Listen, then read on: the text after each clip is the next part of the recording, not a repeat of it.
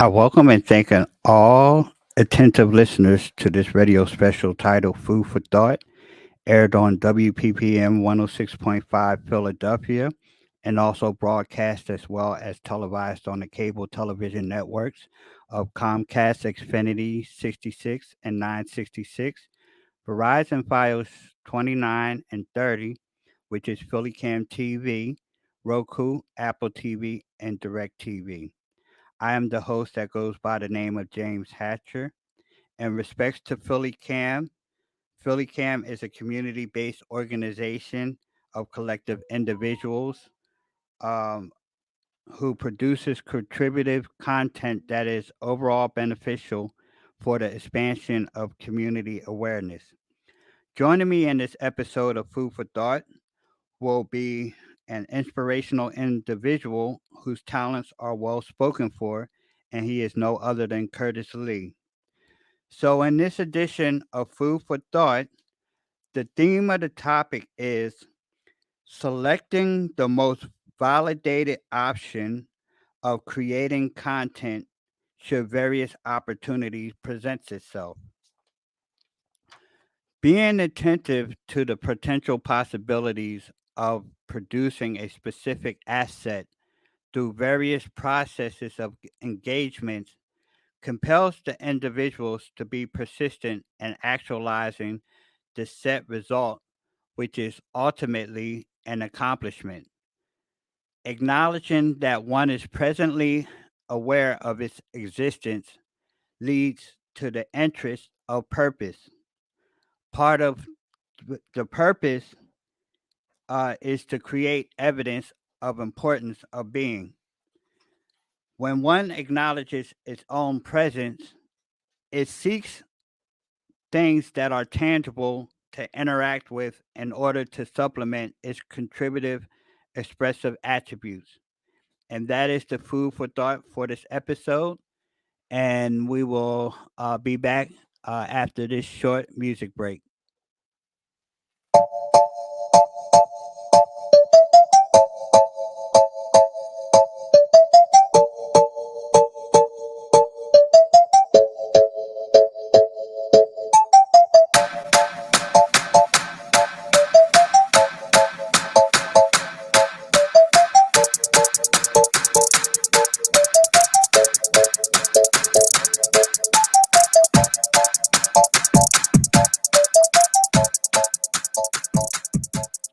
All right, once again, you're listening to WPPM 106.5 FM. I'm your host, James Hatcher. That was a track by yours truly, Curtis Lee, called All Night Long. So now joining me is yours exclusively, Mr. Curtis Lee. How you doing, Mr. Curtis Lee? What's up, world? How you doing, Doing man? What's up, good. James? Nice to see you Yes. and represent. Um, so just tell us where you from. Are you from Philadelphia or? So I actually moved to Philadelphia like 13 years ago. I'm originally from Kansas City, Missouri, born and raised my whole life. My family, my mom's side of the family is from Louisiana, Marksville, Louisiana, Okay. and my dad's side of the family is from Tulsa, Oklahoma. So I'm a Midwest Southern, Wow. like I'm like right in the middle of everything. Okay. Yeah. Okay. So like when did you started like getting into as far as like the production? So I started music production probably about 14 years ago, Okay. and just messing around, not really. I've always did music. So when I was younger, I sang in the choir. Uh-huh. I always wanted to play drums, and I always loved music. And then it was just something, just like, why don't I just try it? Like, Okay. just go for it. And I just always hung around a lot of musically talented people Okay. my whole life. And it was just like, you know what? Let me try this. So you started off with like church music.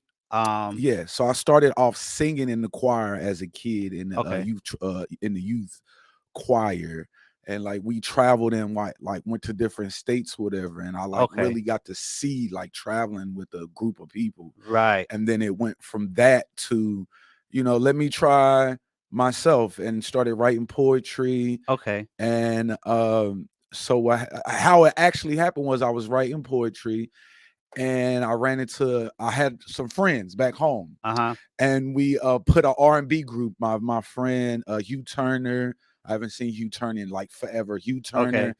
And I can't remember the other guy's name. So we all met at my mom's house. It was this lady. She heard us singing. She's like, "Ooh, I'm a music producer and I'm a A&R. We love to, see if y'all could do something." So we all came together, but they only chose me out of the whole group. They Okay. only wanted to deal with me. And I was like, you know what? Like, those are my friends. I'm not gonna do my friends like that. So I skipped past that. And then my grandfather was like, you know what, Curtis, you're a big fish in a little pond. You need to get Uh-huh. out of Kansas City. And so At that age. I was probably about the age of like 19, 20 years old when my grandfather told me that. He was like, Okay. you know what? You're very outspoken. Like I'm like the black sheep of my family. Like I'm totally different. Okay. I don't believe in like everything they believe in. Even I was raised like everyone else, but I was always the one that in the family that questioned everything. Okay, I got you. And so my grandfather was like, you know what? My grandfather was a bricklayer for 60 some years. Mhm. And he was like, Curtis, you know what? Like, you're not a normal person. Like, you're not like us. Okay, so And at go ahead. 19, was you still like with hanging out with your Yeah, friends yeah, and yeah. I stuff was like that? hanging out. I didn't did, I ran the streets, I'm talking about as far as like the R&B group that you said that you No, set no. up. So by that time we had all fell out. Okay. And not fell out, but we was growing up and just going our own separate ways. Okay. And I decided not to even pursue that because Okay. I wanted to take everybody with me. And So if I did couldn't you take everybody, I wasn't gonna do it. Okay, so did you provide your own like equipment and stuff like that? Like what type of equipment did you start off at that age to get you into the mindset that you wanted to be able to My continue to make voice. music? My Just your voice. voice? Yeah. I Okay. sang when I was younger. Like I was the guy in school where all the Okay. girls would come up to and be like, "Oh, can you sing the new song that's on the radio?" Like I was that guy. Okay. I So got you. like I was the singer in school. And it just went from singing in school Mhm. until one day I just got the thing to just let me try to record this and put it on a album. So it was a guy that was from in Kansas City Okay. that heard me singing one day, and he was like, "Yo, we need to put you on an album or something." So he brought me to his crib. We wrote a song together and Mhm. everything. As a matter of fact, I got my uncle Kansas KC Williams on my song. And we ended up not even dropping that song. It was just something basically to do. I still remember the song still to this day. We never actually even we recorded it, but we never put it out. We never Mhm. did anything with it. And so every time that I would go back and listen to that song, it would mess with my mind. Like, this is something that I didn't know exactly what it was, but I knew it had something to do with music and my voice. Okay, I got you. All Yeah. right, so and that leads up to this day where you're Yes. doing it. Yes. Okay, so when introducing yourself as an artistic creative individual, do you prefer to be referred to as a recording artist, a performing artist, a producer, or any other title? All of those plus radio show host, CEO, creator. I mean, I do a lot of different things, even though Okay. people may not see it right now, but I do a lot of different things in this city. I build companies, I head of marketing, like I did a whole bunch of different Is that stuff. where the CEO comes into play For at? the radio station, no, that actually helped because I was the head of marketing for a company here called the Trap House Battle League, and Okay. and I helped them get signed to URL with Bones and Bill Collector. Okay, so what's the Trap House Battle So League? the Trap House Battle League is a battle league here in Philadelphia Mhm. that was originated and started by a guy by the name of Ron Mobley, Okay. Bones Beats, and a Bill Collector. Bill Collector is a URL battle rapper. He's been doing it Oh, for okay. like 15 years now. Okay. And they started a company. And when I met Bones downtown at 15th and Market, he heard me singing on the corner and he Mhm. walked up to me. He's like, "Yo, you can really sing. Like, I got this battle league that I'm starting. I would love for you to be a part of it." But it ended up from being me on the first being one of the first artists to perform there to me being the head of marketing and controlling their Twitter, Instagram, Facebook. It just grew into something that I didn't really expect. It kind of like just fell in my lap because he needed someone to do it. Okay. And I'm a nice person. It's like, well, that'll help me in whatever I'm trying to do, so I can use that on the resume. So I'll do that for you. So he taught me how to do it and everything. And it went from, well, it started with musicnotch.com and Jay and Skeet introduced me. Well, I met Bones, but so Bones introduced me to Jay and Skeet, which was musicnotch.com. And then Jay and Skeet introduced me to Fire Chick, which is I'm not Blast Your Thoughts, Air It Out radio station Okay. here in Philadelphia. And so Now, it just is it a FM local radio station, or is it like an online radio station, so podcast? Music Notch is just a website that Okay. artists can send their music to and get heard. But Air It Out radio station, she's like me. She's a internet radio station. She's Okay. heard all over. But she's still doing it today. I think she's been doing it almost 20 years now. Because when I started, she was like 9 years in. And I've been doing it almost 11. So she's hitting like 20, 21 years doing it now. Wow. And she's very well known, like all over. Okay. If you've ever been in the music scene, you've probably ran into Fire Chicken Aired Out radio. So they're station. basically like an A&R company in a sense. No, she just helps promote artists. Basically, Okay. what I do with my radio station. Okay. She promotes underground artists, and you can send your music to them and get it played. So I actually worked with all three of these companies, and that's where behind the scene radio came from. Okay, I got you. Yeah. Okay, so as one who involves yourself in the media, Yes. is there a possible contrast between what is considered a radio personnel, a DJ, or a host of a radio show? Is there a difference to you between a radio personnel and who would call themselves like a radio personnel, or a DJ, or like a host of a talk show? Yeah, because a host of a talk show just sits on the show like Oprah. She just sit there, interview people. See, I'm a little bit of everything because I interview people, I play your music, and I'm the host of the show. Okay, so it's a little bit of everything. But a DJ just scratches and plays the music. Okay. The host just hosts the show. And then what else did you say again? The host, DJ, the and radio then- personnel. and the radio personality is what you do. That's all you do is radio personality. That's it. So I do all three in one show. I got you. Yeah. All right. From your perspective, how essential is it to secure your production and content before it is released to the public for listening and viewing? And what can a producer or a performing artist do to secure and protect their works, especially promoting it to be something to be potentially marketable? So my first thing that I tell artists off the rip is that you have to get BMI or ASCAP. Okay, and what is that? BMI or ASCAP is basically a platform to get paid, get your music paid for. I mean, to get paid for the music that you put out there. Okay. So before you can send your music, like the music that I sent here, that's BMI or ASCAP. So when it gets played on here, nobody can go and steal it. Well, I agree because me, not only am I a song, a host or whatever like that, I'm also a songwriter. So to me, I'm very much aware of ASCAP and BMI. Yes. I'm actually registered as a songwriter with BMI, which is Broadcast Music a Corporation. Yes.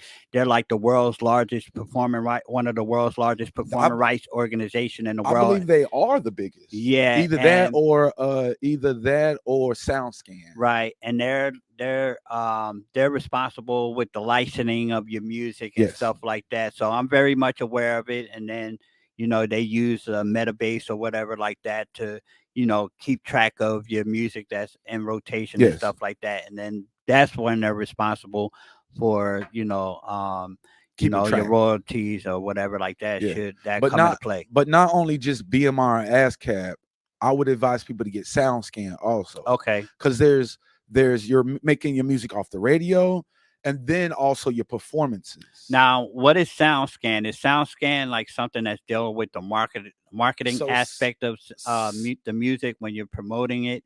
Like, does that have something to do when it goes to the retailers and they keep track of it through some type of barcode or something like that. Is Yeah, that it? yeah. Basically, it's the Okay. same thing as ASCAP, except ASCAP and BMI is for the writers. Right. SoundScan is literally for the radio and them finding your music on radio. Okay. I believe, like, I may be saying this wrong. So I'm not always correct about everything, so I may be saying it wrong. But that's what I believe that SoundScan is for, because the word sound Right. scans, so it scans the radio and YouTube to find your music. There's Being another one that I think I'm involved with. It's Mhm. called Sound Exchange. So Sound Exchange is where you can put your music on there and find other artists to do work with, I believe. There's so many Well, different things out with here now. with Sound Exchange, I think they have something to do with like something that like BMI and ASCAP do as well. Mhm. But I think dealing with me, I think it's like with the online platforms. Yeah, because they You know, also when I play get your on an music account, too. yeah, they Yeah. keep track of it and everything like that. So, okay, so what would be a tactic that a producer may use to uh, initiate making a song compared to how an artist may start a song? So a producer, I'll be honest with you, those sounds that we have in our head come from nowhere. Hmm. See, an artist, when he starts writing his music, he already got a sound in his head. A producer has no sound. It just comes out of nowhere. You're just thinking of a sound, you go bloop bloop, try to make it, and then if it doesn't come out right, you can use that or scrap it. Okay. But in the artist, you already have a sound in your head when you're writing a song, or you may be writing well, some, not all. Hmm. I'm not going to speak for all, but some or most, Okay. when they're writing their raps or their songs, they already have a sound of kind of what they want it to sound like. A producer, when he's making music, a true producer does not know where these sounds come from. They come out of nowhere. You Okay. just hear these sounds and it's like, ooh, that sounds good in my head, but let me try to put it out here. So does it necessarily has to come from like an instrument, like a keyboard or something, Nah, or it could could they come, use from like a drop from like a water faucet or man. I've used, closing of a cabinet door or yeah, it could something be like that? anything. I've used birds outside of my window. Uh-huh. I've used a drum, like a washing machine drum, to make bass, to Uh-huh. make the bass so it sounds different. I've used, you know, cups and leveled the cups with certain amount of water and then hit it just to see what it sound like, and then try to. I've used so many different things to make beats, and a lot of people think, oh, he's just And it using, comes out to be and a sound. it comes with a sound, and you try to create something from that. But what people don't even realize is we don't even know where music comes from. Sounds, we don't even know where it comes from. It's just from the universe Okay. and God, or whatever you want to, if that's what you believe in. It comes from nowhere. It comes So from your essence. Let me put okay, it like so that. basically you could say a musically inclined individual, they can use any type of sound within the atmosphere Yeah. to create Oh, something that's harmonic. yes, I could use this table with a you know, in school when you used to be on the tables or Uh-huh. be boxing, or you Hmm. can use the window or the wall or whatever. It doesn't matter what, everything is a frequency and everything makes noise. It Right. makes a sound. So you Well, can I use anything. remember when I was at the train station, I was at 30th Street Station in Philadelphia, Mhm, and I was like video clipping myself, mhm, and there was this sound in the background. It had something like the train and stuff like that. It was like the sound of the engine. mhm. And when I went to replay it, I was like, wait a minute. And so I just kept looping the sound, and it made the production. I was like, man, if I could ever put this sound out And you and can. everything, yeah, it was different. All right. So do you think it is more beneficial that an artist has a song already written before entering a recording studio to work with a producer? Or is it best that an artist and a producer makes a song together during a studio session, and why? Well, it's for me. I'm gonna say for me because I'm an artist. I've Mhm. been an artist and I've also a producer. It depends on the producer and the artist, Okay. because First of all, you have to understand when you go inside of someone's studio, and it's not your studio, that's time, that's energy. Mm-hmm. As soon as they switch on that light and you walk inside that studio, that is time that you're taking up. That's their time that you're taking up. That's another reason why they charge so much. So just in case you come in here and play around, I got $100 off of you. You feel what I'm saying? I've went to the studio as a beginner and just wasted time. Spent $50 and just wasted time and didn't have anything. So what I would advise artists to do is before you go in that studio and you're going to spend $50, $100, $150, $200, make sure that you have your song down path before you go in there. Now, when dealing with a producer and an artist and trying to put a song together, excuse me, sometimes it's cool to not write your song, because I went inside the studio, heard a beat, and like, ooh, I like that. Let me write to that. Mm-hmm. But 9 times out of 10, I would advise artists to write their music before they go in there, because you're wasting time. Okay, I got you. Because a studio wants you to go in, record your shit, and get your stuff. Excuse my language.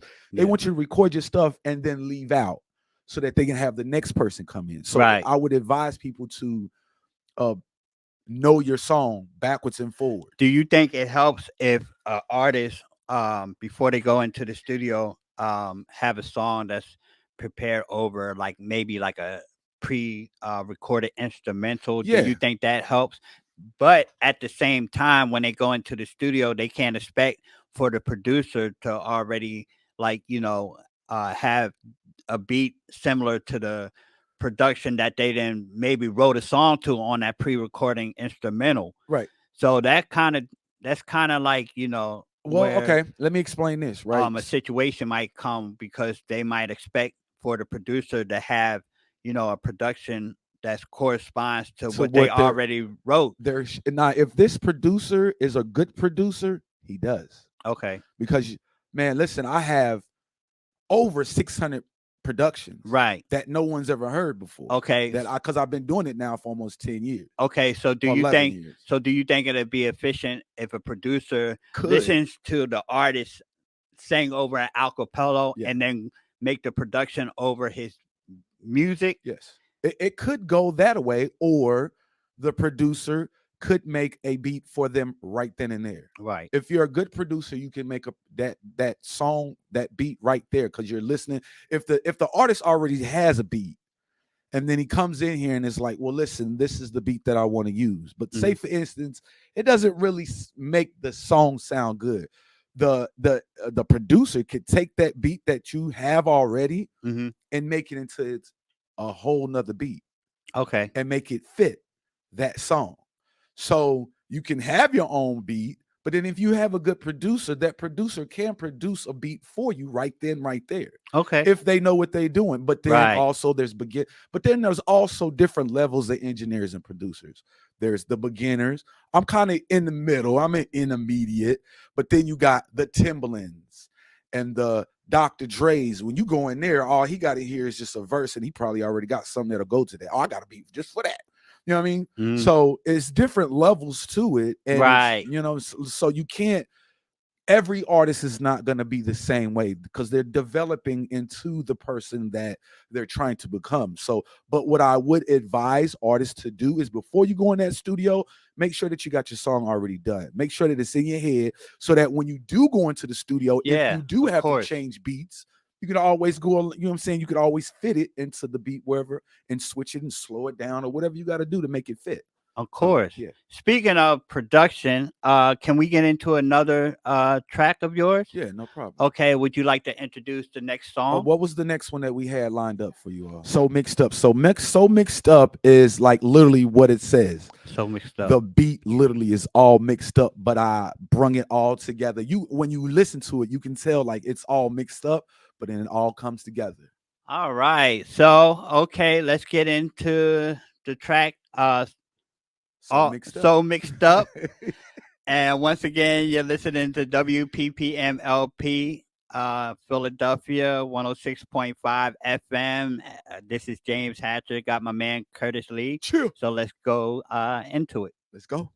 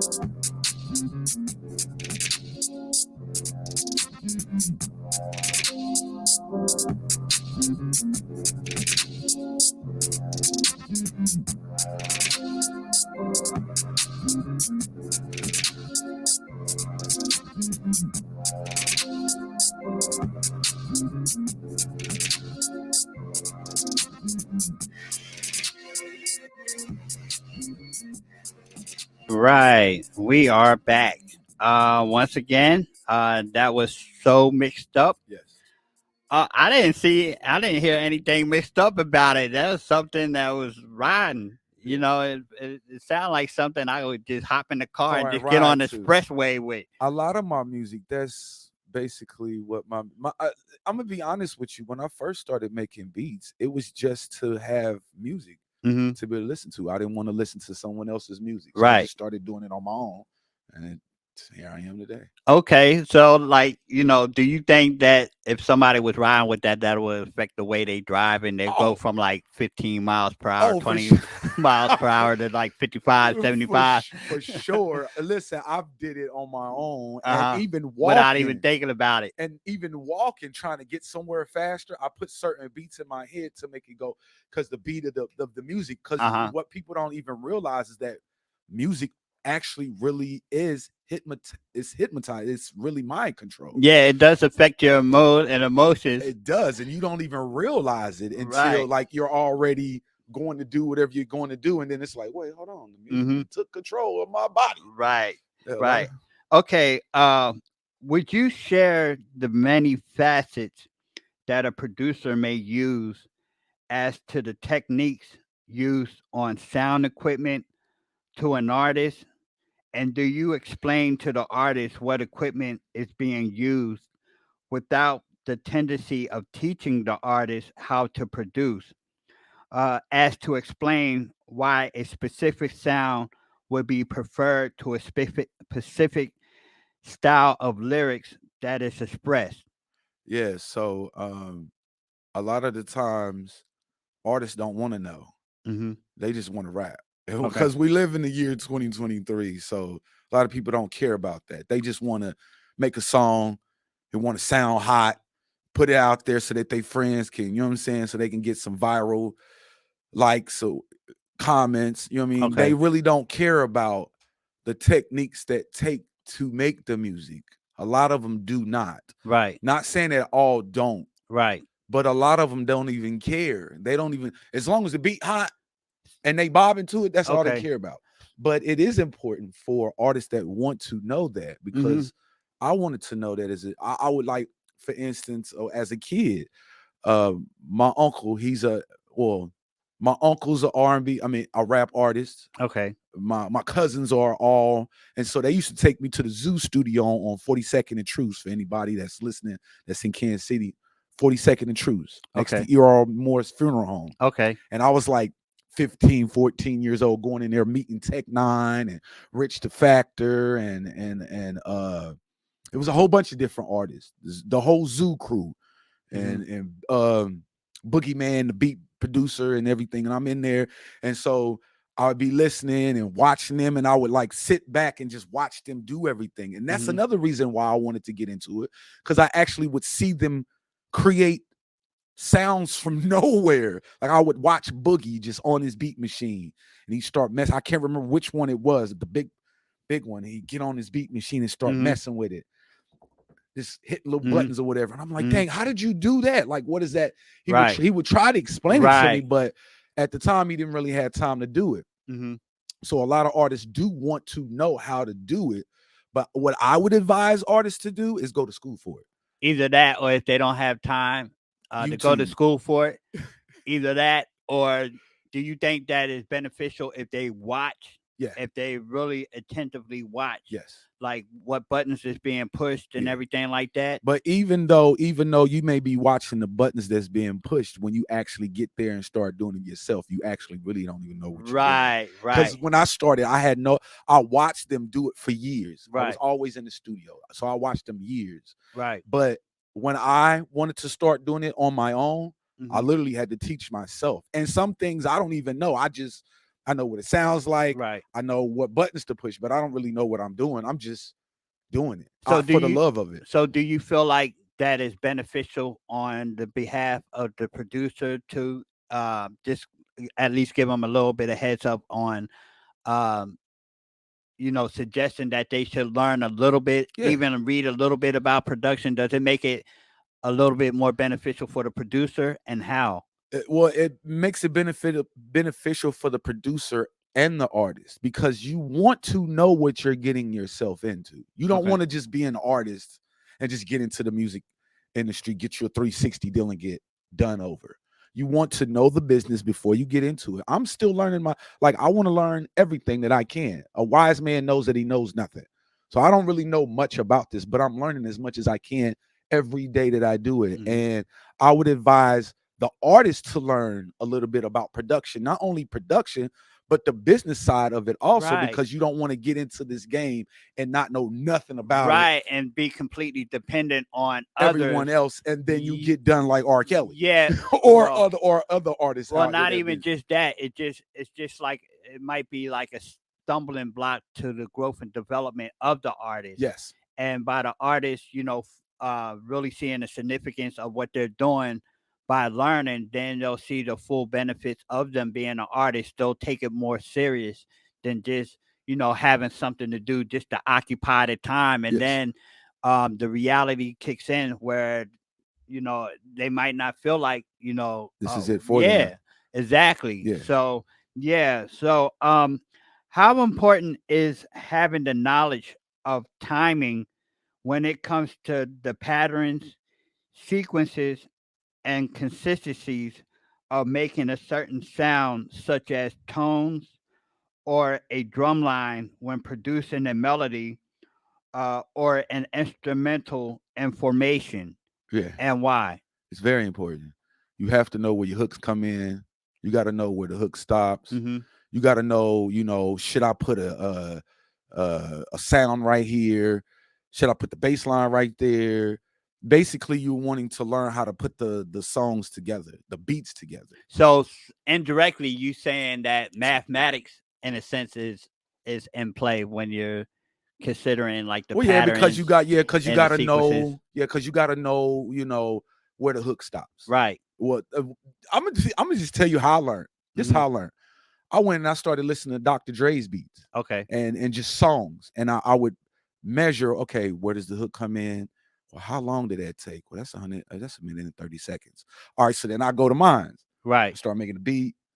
130 a minute and 30 seconds. All right, well that's the first verse in the hook because the verse is the first minute, the right, first 60 seconds is it could be the verse or the hook, and right. well it'd be with the verse and the hook, I think every song and is they're regulated anyway with different. timing. Yeah, each song is different Any though. song. Yeah, it could be different because uh it could be a minute and 30 seconds for the verse, Hmm. and then it could change. Each song is different. If you listen to one song, that's why some songs are 3 minutes long, some songs are 5 minutes long. Okay, You ever pay attention to that? Not all right, songs are the same length. They're all different lengths because maybe the verse is a little bit longer on this, or maybe the hook is a little bit shorter, or what I'm saying? It just all depends. But you need to know where everything goes. You okay, need to know where your bass line comes in at, where to drop the bass line, and so that you only hear the tweets or the mids. right, Then you want to put your subs in there, but you got to know where to put the subs at, and if it's gonna sound right. And that all comes from just sitting at home making beats. I did it for mm, years, just sitting at home making beats, even the ones that sound whack. I got many of them that's trash. I wouldn't even let nobody uh-huh, listen to, but it's some that, oh man, this is a work of art right here. right. But you have to learn, and it's all about trial and error, learning, messing up, making mistakes, and learning from your mistakes, and then taking that and harnessing it and using that energy, and then giving it to someone and saying, well, let me know what you think. Now, how'd you come up with that brandy for dessert? Brandy for dessert. I have so many Is beats that a that name? Is the name, or is it that going by a drink? I think that I was drinking that day. Oh, okay. All right. Well, 'Cause had to clarify that. I got so many beats. I think that I was drinking that day, but it was more on some sexual. The woman Brandy for Oh, dessert. okay. I believe if once I hear it, when we come back. So 'cause you was drinking brandy, talking to a female named Brandy or something No, like I that. think that I was just thinking about a girl named Brandy that I used to mess with. Drinking brandy. And I was drinking that day, and I was thinking about this girl named Brandy, and that it just came. I believe. Let me hear it because I got so many different beats. So let's All listen right. to it. Well, let and us then when we all come back, hear it. Brandy for dessert. Once again, WPPM LP 106.5. You're listening to Food for Thought. Sure.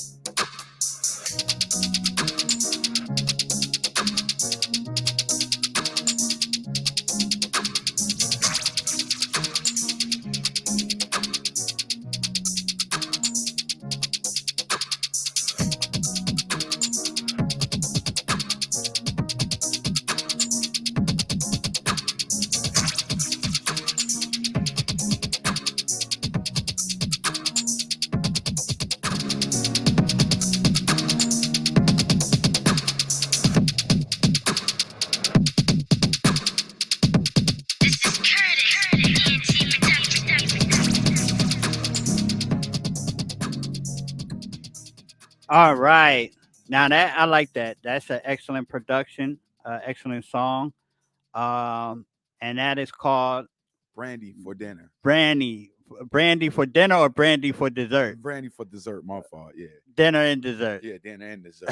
and I think that just came from because before we went on break, I was trying to figure out. So I think that one, the instrument that I was using was called brandy, and I just went with that and just went off the top of it. It was like, you know what? It was an instrument. It was the type of instrument that I was using in the sequence that it was in, and it was On a keyboard, or No, it was was- it like a it was guitar? Or no, basically it was the sound of the instrument. okay, And so when I make beats, I buy different sounds. I Okay. spend on sound, right.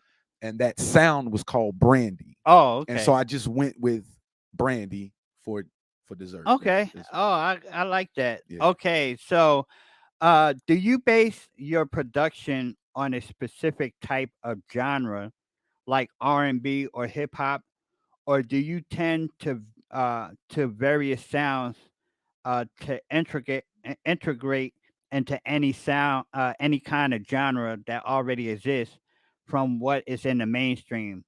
Do you like strictly just deal Stick with with one like kind. yeah, or do you test run just by like listening, maybe turn to a certain type of music, like a different genre, and then try to make a production over that, Yeah. whether so, it's local or international? yeah, so I make all genres of music. Okay. R&B, jazz, rock, country. I do it all. What about across seas, like the music that they play across seas? I've got some of those too. Oh, yeah? I got some Arabian sounding hip hop. I got a little bit of every Jamaican, a little Wow. reggaeton. I do a little bit of everything because you have to be one. Let me say this to all the artists that's out there right now: you have to be versatile in the Mhm. music industry. They don't just want rappers. Right. They want rappers that can sing and produce and act, and you can do a whole bunch of other stuff Right. because they're looking at you as money. How Right. much money can you bring into them? Mm-hmm. I believe that is one reason why I am not at the top right now, Okay. is because I'm not willing to give you all my skills, everything that I have. I'm not going to Okay. do that. Right. I got So- you. But in the music industry, I sing. Mm-hmm. I don't know how to rap, but I can music production. So that's Right. only two things. And I'm a writer. too. Right. I write hooks. So you basically saying that an artist should be diversified Yes. when it comes to different sounds. Does that tie into maybe the different venues that they might, Be able to get into. yeah, Yes, for into, sure. and different, locations and stuff like that. For, That broadens their so-called horizon, for sure. for them to be diversitized. Yeah. Let's take Michael Jackson or Chris Brown, 2023. We're talking about the young kids. Let's use Chris Brown. Hmm. Chris Brown has R&B. He can rap. He can dance. He can act. He does pop. He Hmm. does. I think I heard a rock and roll song. That not rock and roll. Like a pop. He does R&B. I've heard of jazzy. I've heard the house music that he got the one house music song. You have to Hmm. be versatile. And if you look at Chris Brown, he's on all top 10s, all top 100s Hmm. in all genres and whatever genre that he's doing because he's versatile. I believe there's only two artists right now that are even compared to Michael Jackson, but also look at Michael Jackson. Michael Jackson was a producer, singer, dancer, performer. He did a whole bunch of different things all at one time. You feel what I'm saying? And when you went to go see him, you knew you was getting a show Okay. because he was going to be able to do everything Right. for you. And he's always been they call him the pop king, but you would think that he's R&B. Right. But no, he's the pop. He's the king of pop. Right. You feel what I'm I saying? got you. And as melanated people, like we're not used to pop music, but that's who he is. He's the king of pop because he made all genres of music, not just R&B, not just slow music. He did a little pop, he did a little house music, he did a little bit of everything. You have to be versatile in the music industry because they're looking for someone that could do everything. You got to be able to be versatile. Right. Right. Okay.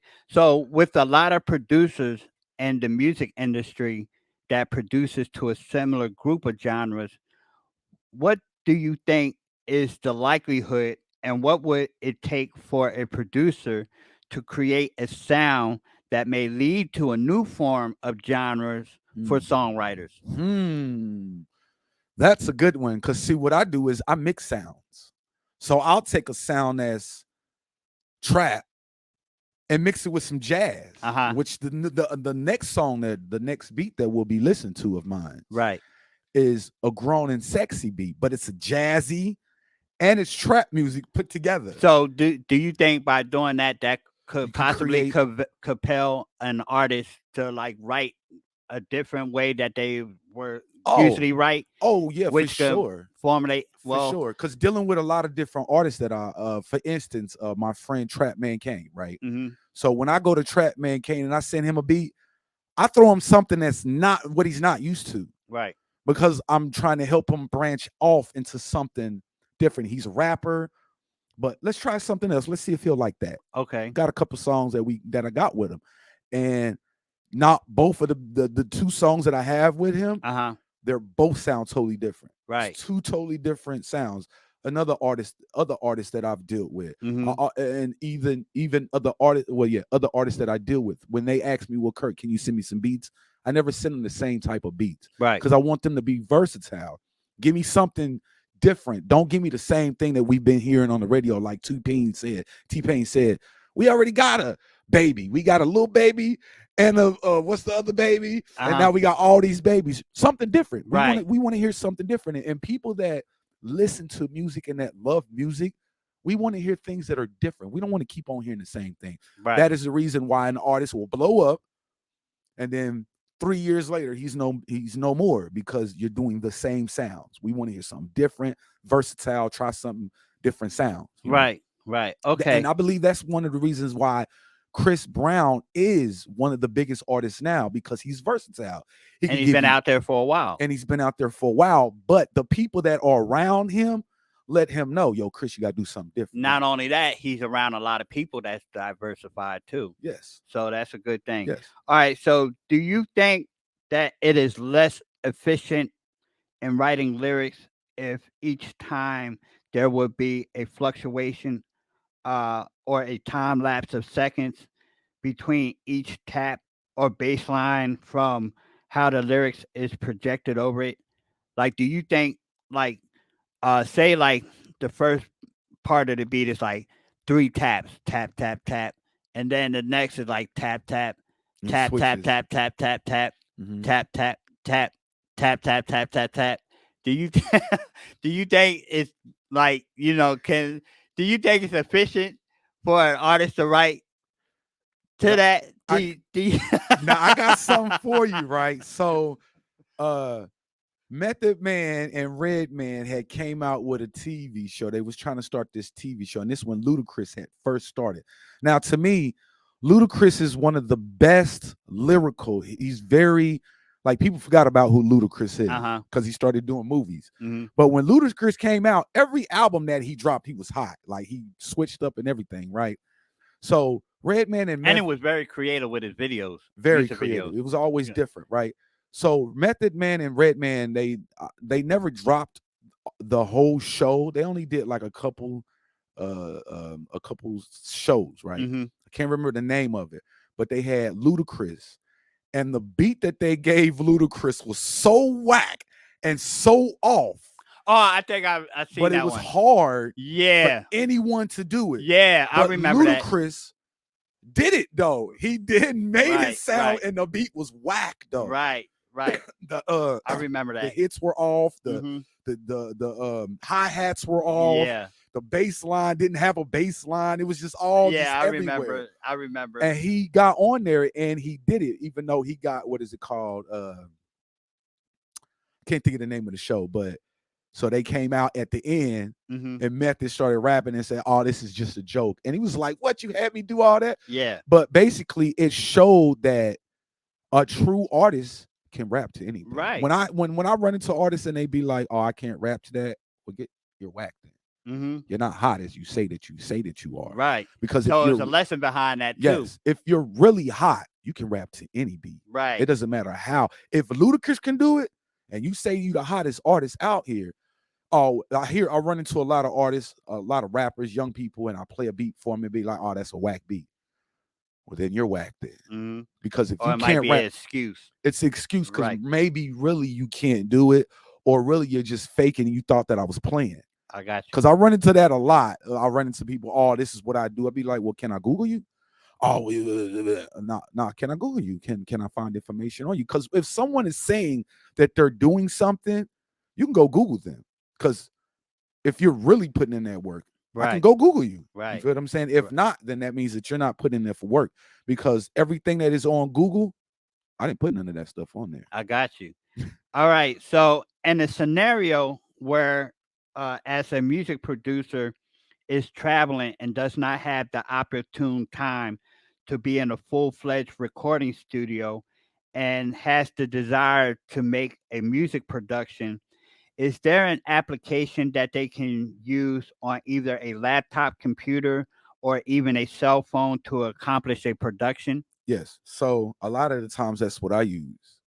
I use Pro Tools, I use Soundtrap, and I use BandLab. Okay. So BandLab, there's a guy that made a song, a beat for someone, and he made $3 million off of an app.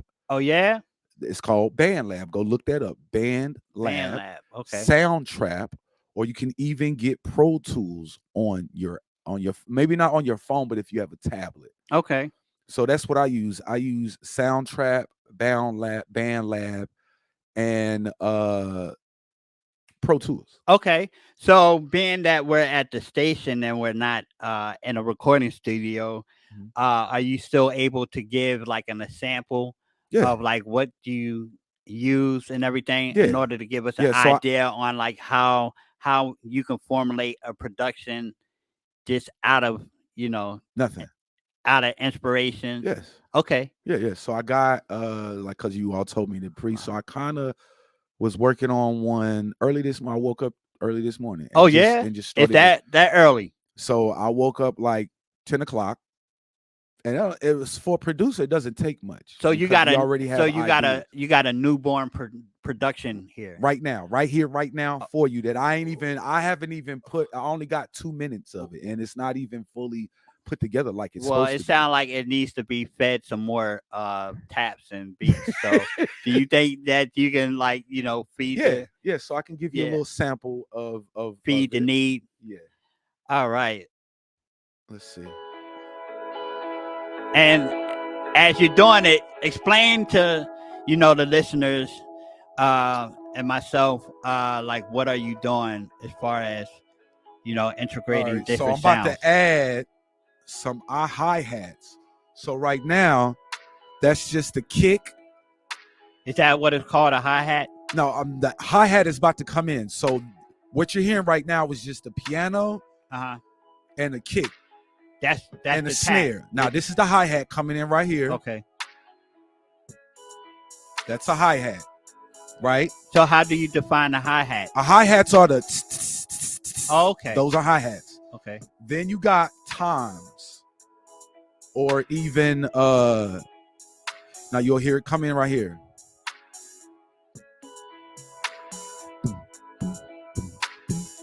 Okay. Those are toms.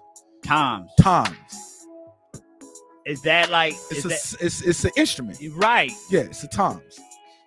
That kind of sound like what you call it, sort Yeah, of yeah, like yeah. tropical Those are- bongos. Those or are whatever. tall toms. Toms. Was short for I can't think of the name of what it's called, but it's short for that. So when you're on this part right here, right, and you explain about the toms, do your mind goes into like a visualization of like a different location? Like when I hear this, like I could actually like kind of like subconsciously visualize myself in the tropics. Yeah. So now if you could visualize yourself in the tropics, what if you like wanted to hear, like, how you hear certain sounds in your head?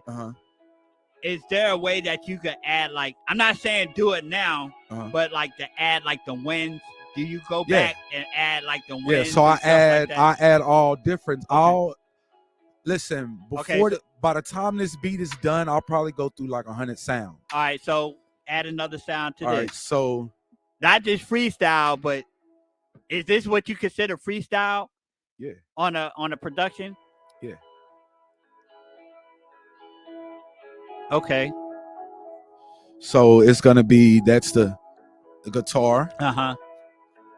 Then it's gonna go to the kick and the hats. Then it'll go to the hi-hats and the toms. Okay. See, that's the kick. This is all exclusive. Yeah, it's all exclusive. Ain't nobody heard this yet. This is all new. Ain't nobody heard this yet. Well, we're hearing it now. You're hearing it now. All right, so then you got your hi-hats that come in right here. Okay. See, remember how we was talking about timing? Right. And where everything is supposed to go? Right. That's what this is. I had to literally sit there and know where everything came in at. Then there's the toms that come in next. Okay. So basically you're developing it to get to where your hook comes in. So this would be the verse right here. Okay. This is a verse. Okay, but now what if you wanted like to incorporate like a bass? Here it comes right here. Speaking of. Okay. Then you got to throw something weird in there. So I always throw like weird sounds in there somewhere. All right. But it doesn't be like weird enough to throw like an artist off. So the weird sound is going to be this right here. Okay. Wow.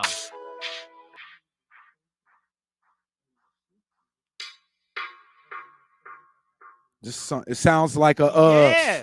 It sounds something like you hear when you walking down an alley the wrong sounds way down scary. an alley in Right. Philadelphia, like.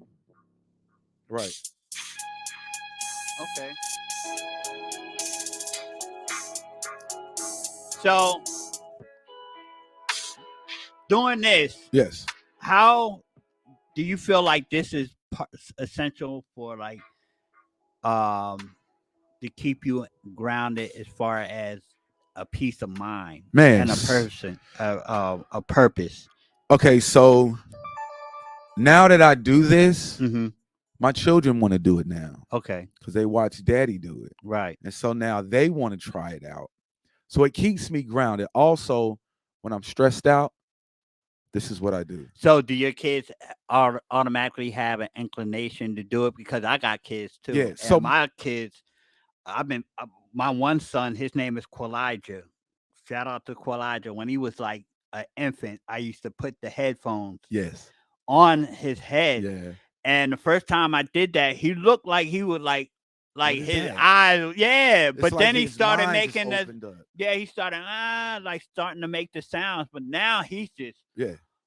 amazing. Like I'm like, dang, you know, So like my I youngest, produced something like this yeah, to the point where now it's like I take it serious that he takes it serious. yes, I mean, he's not doing it too much like full fledged right yes, now because he's dealing with his transition of the his age yeah, and his maturity and yes. developing how to balance out his responsibility to be independent, but as far as like his natural endowment of the music, just like being Children, exposed yeah, of it, children can like take he's in so so much more. natural with it. I'm like, Yeah, dang, I'm like I'd be listening to it like his music, and I'm like, I be feeling the pride and everything like that. I know where it come from, right. but at the same time, it's just like it's still amazing the Yeah, way my son Quilija he's serious about it. that's the But same thing with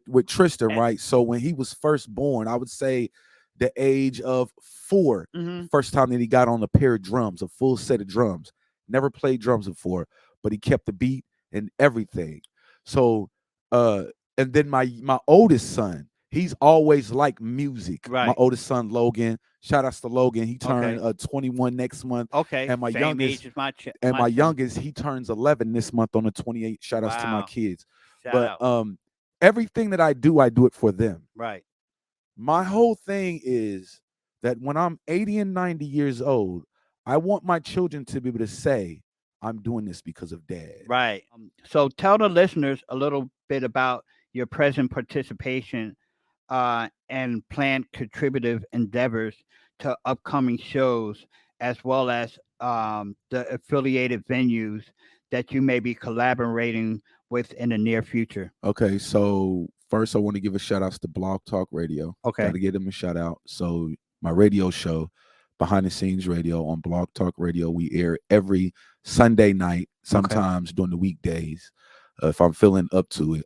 And that's my thing, is getting the artist known, because every famous person that we know started as an underground artist. Every one of them. Well put. None of them got to the point where they are today without starting an underground. So That's right. that's my main thing, is like getting the artist to be heard and be seen. Now, with my music production, I got movies on the way, TV show, podcast. So Facebook is Curtis Lee. We also got Behind the Scene Radio. You spell that BHINDTHESCEN Radio. We got a page on there. We got the Curtis ENT production page on Facebook. Also Instagram. Instagram is the only Behind the Scene Radio. Then we got the Curtis ENT Productions on Instagram. And then also right now we're live on my Curtis Lee page on my Facebook. So like we're everywhere, but also you can find my music, the productions that you've heard today. You can also hear that on YouTube. Just go look up Curtis ENT, KURTIZENT. We're on all music streaming platforms, from Apple to YouTube to I can't even name all of them. We're on everything. Well, I am very truly honored that you found your way here at WPPM Philly Cam Yes. Radio 106.5 FM. Once again, I like to thank you. I like to thank the listeners. And you can reach me, James Hatcher. Keep updated with my progression through my Facebook, which is James Hatcher. Also, you can watch the past episodes of Food for Thought at my YouTube channel. Once again, this is James Hatcher. Thank you for tuning in, and we're signing out. Cheers.